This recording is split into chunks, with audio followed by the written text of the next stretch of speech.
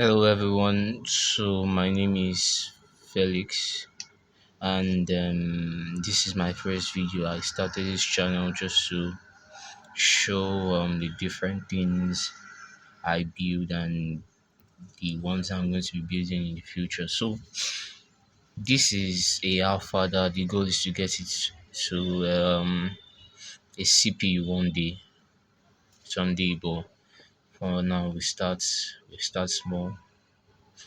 So basically, this is the alpha and I'm just going to demonstrate it now.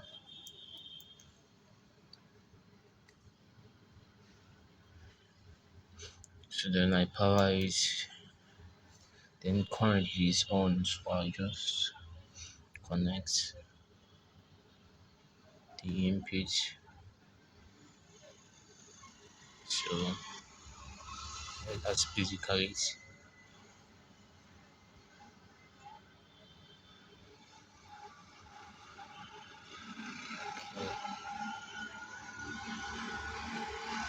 I think something is wrong with this bulb here. So yeah, something is wrong with it. Hold on, let me just swap it out.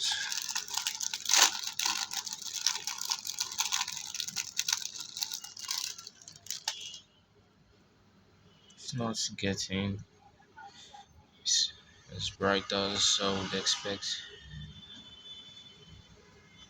So let me swap it for another first to see that that's the problem.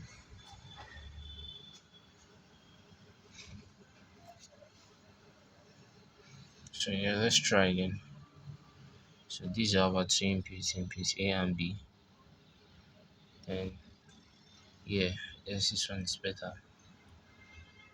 It doesn't like working with this one for some reason. I think I'll have to debug that. But basically, let me just explain. So for your father, we have two logic gates here. This is our XOR logic gate and this is our AND logic gate. So basically, the XOR logic gate allows it gives us one for two different inputs, then zero for same input, and this AND gives us zero for any other input except one and one. So the power comes in. You raise the power. It is the power. Power comes into the first gate. The power comes into the second, right? Oh, I'm not even sure anymore. Okay. Okay. So basically, yeah, we power the gates. We power the gates here. Power comes into the gate, and then this is ground. This is ground here.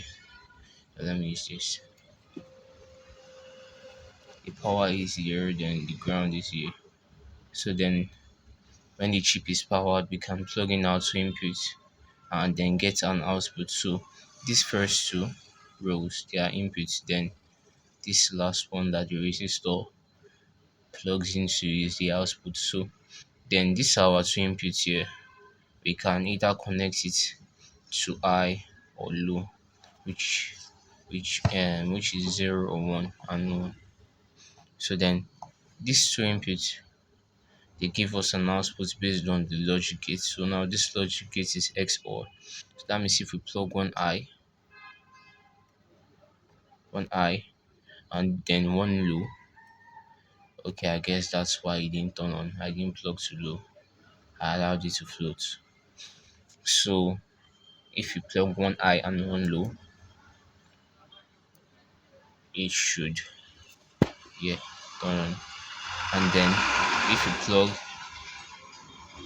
yeah, one I and one low, it turns on. Then if you plug both of them I, you see now the two inputs are on, but it's not on because of they are the same. And if you also plug both of them low, they don't turn on. So now that's basically for the XOR gate. Then the same inputs we use here, we also use them here, and we also power it here. So then over here, like I said, it's only turns on when it's one on one. So that's what is controlling this red LED, and this is what is controlling this green LED. So that's why it never turns on when it is low and low, only when the inputs are different. Only when the inputs are different. That's when it finally turns on. So now when does this turn on? Like I said, it's only when it's one and one. So it's only when we plug these two together. Something wrong with this bulb so now.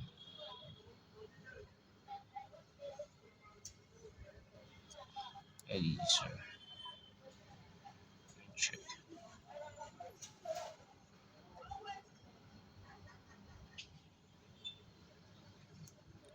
Yeah, this should be on. Yeah, something wrong there. But yeah, it's on now. This is my wires.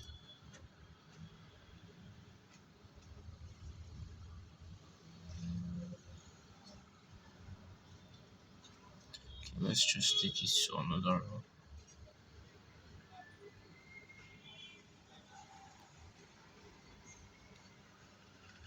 Okay, yeah, let's leave it like this for now.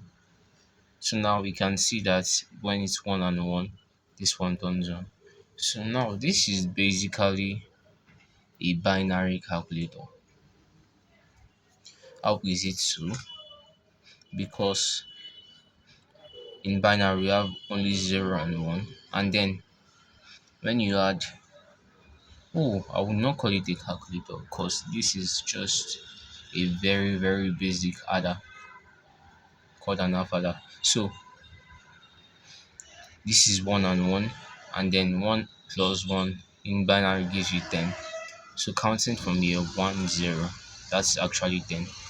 Or maybe I should flip it. Yeah, let's do that. Let's flip it.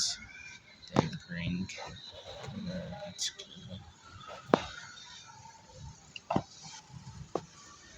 Yeah.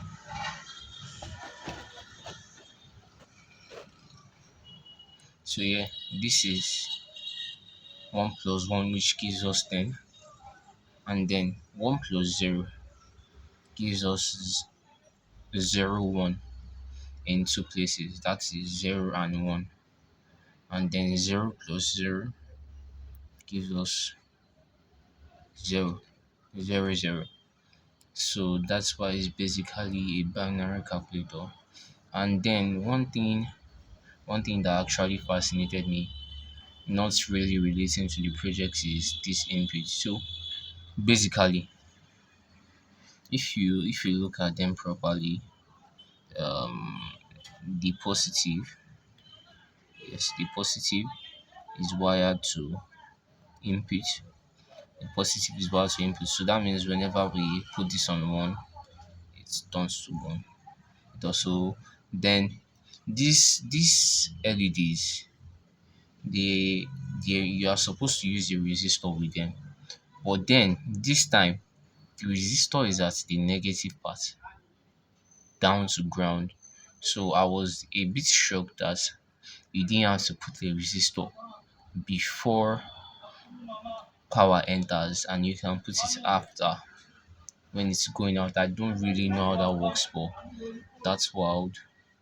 I don't really know if it's correct also, or if it's actually doing anything. I'm not sure if I just jump the wires, it won't still work for a while. So thank you very much. And that's the reason.